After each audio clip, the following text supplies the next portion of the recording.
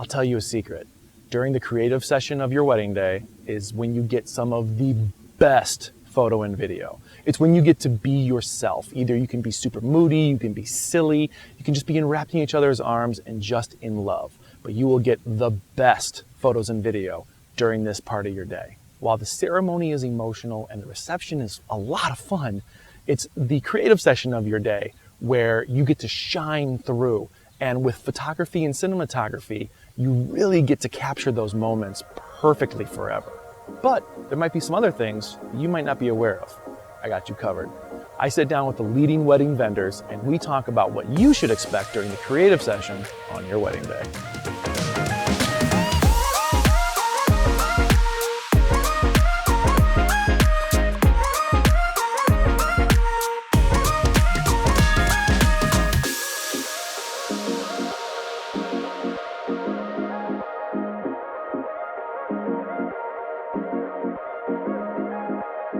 So I would let the experts be experts. Let your photo and video lead you. They know what works best.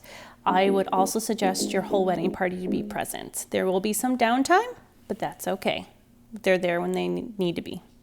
Take some time.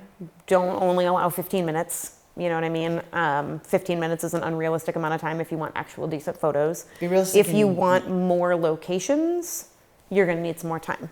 Because you're not only thinking of transportation, you have to think of traffic and all that other part to it too. And then the time spent there. People getting on, people off, yeah, especially if your wedding party's going to be there. It takes a while to get them all wrangled. Somebody's got to pee at really inopportune times. Be realistic in the number of locations. You're not going to hit 8 locations your wedding day. Right, but 2 is realistic, you know? Like, Or you can schedule probably a hit day 2. after session where you can go to that one spot that you don't have time for on your wedding day, that we can then get you dressed back up and do something totally cool, but don't try and weigh down your entire wedding day on this crazy thing. Yeah, realize there's other options, but make sure you give yourself at least an hour for just the 2 of you, because it's not just the photos or the video that are being taken, it's the emotions that need to be built up around them too. So if you're super duper rushed, that's going to show. You don't want that. That they should just trust the process and trust the photography and videography and not worry about too much, you know, like, how's my hair, how's this? That's our job.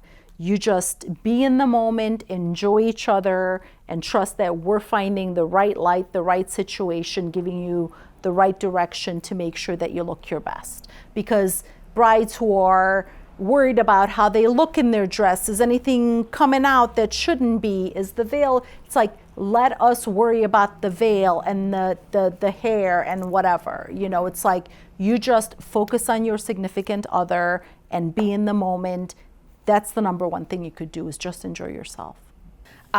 Trust your photo and video because they can turn a field next to a parking lot look like magical heaven. So while it looks odd to you that you're posing under a stoplight or under a parking deck somewhere, those sometimes are going to be your most favorite prized possession photos. For example, I got married on a day that I wanted it to rain so badly, and it didn't.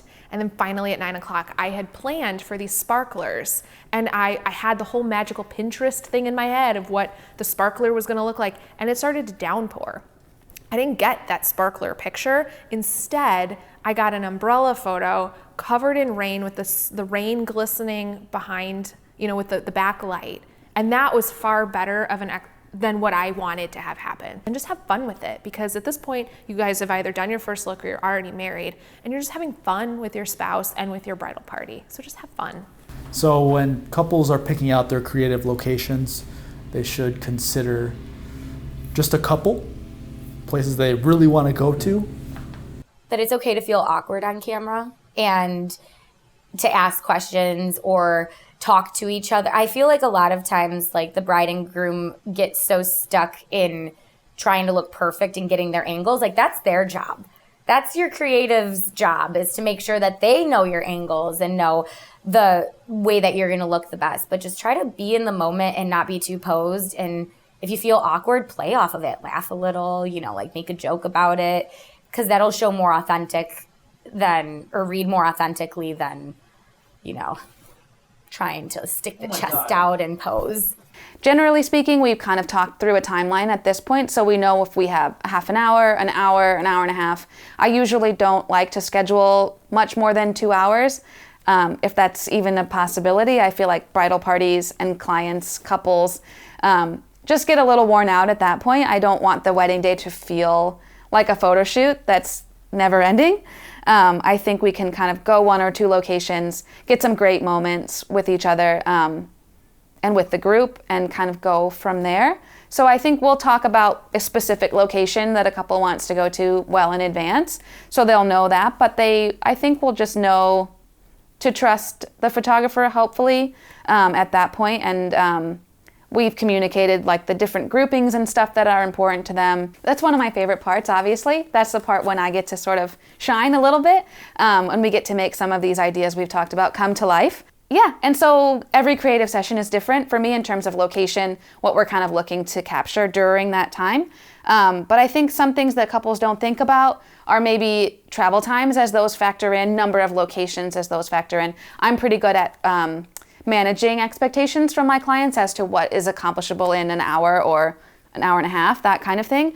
And a lot of time can be eaten up by travel, especially in the city or going in between suburbs and city, if that's what your ceremony and reception kind of allow. So that's something to think about, whether we can spend a little bit more time at one place versus like a hop on, hop off a trolley in front of landmarks and smile. I just think there's a different quality of work that you're gonna get and a different experience.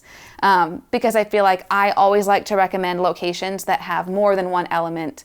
Locations that have maybe a water view and a skyline view, maybe something close to a park. You could almost get 3 different looks of the city in one spot, like one park of the car. Yeah.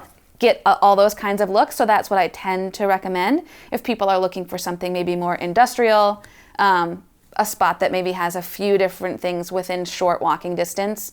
The goal is always to park the car as few times as possible, unload, load back in, that kind of stuff that can just take time. If a couple has, an extra location that they want to go to, I always suggest maybe that one's just a bride and groom or just a couple location. So that can save time in terms of just not having the whole wedding party unload and reload, put the drinks down, get the bouquets, unload, reload, that kind of thing. So those are just a couple of tips. But yeah, it's a fun part of the day. I feel like talking with your photographer and videographer about their ideas. I love a great skyline shot, and we do those all the time, but I think also encouraging couples to put their own spin on it is really a great way to stand out too. You're going to want to touch up makeup in order to make sure that, if it's hot and you're sweating, your makeup might be coming down, pressed powder to avoid shine probably. You want touch up lipstick or lip gloss, whatever you're wearing on your lips. Mascara needs to be waterproof. You will cry that day at some point.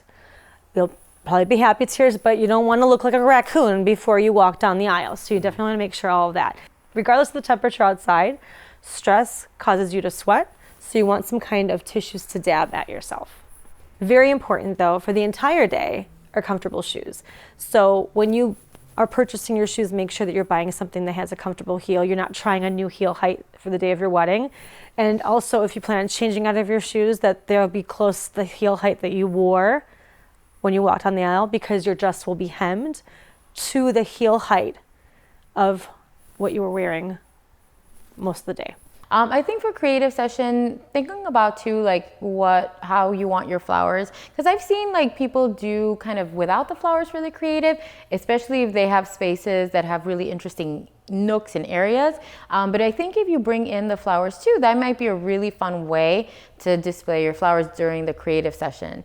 So I think that would be really great, and especially like with your bridal party and doing all of that too. So seeing how, depending on the space that you're in, it's like, to reference, like especially like venues that have really interesting spaces, the flowers can actually make a really great pop in that space. Creatively, again, take your time and pick places that are reflective of you. Go in a back alley with some graffiti if that's like your vibe. Don't go to the park and pose with the tree. Like really think about what is uniquely you and embrace that.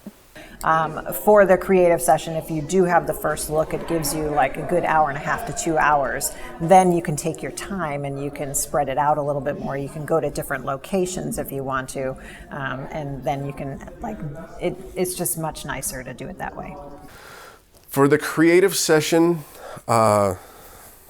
again, just do, and this should be, you should tackle this already. So if you've got a photographer who's posing you 7 ways till Sunday and you don't like posing, like you need to tell them, you should have selected a different photographer. We do run into on occasion where like somebody, that's like a point where if you're going to get mad at your videographer or photographer, it's at that session because they're doing something you don't really have any particular interest in or care about. And you just need to, it's communication, right? You don't have to yell at them. You don't have to, make a bad situation, but, you can say, like, this isn't really something we want to do. Let's move on to the next thing. So just remember, as a nice human being, we work for you. Not like to the effect where you're cracking whips and stuff, but we still work for you. So you get to dictate what happens. We hope this episode of Vendors helps you on your wedding planning. Be sure to like, follow, subscribe, and to share to make sure you and your fellow planning couples don't miss a single episode. If you enjoyed watching this video, be sure to check out our entire conversation in the podcast. You can find all of today's vendors and their contact information in the details below this video. And be sure to check out all of our episodes about these amazing wedding industry professionals. We'll see you next time on Vendors. Vendors is produced and edited by Night Owls Media. More information can be found at nightowlsmedia.com.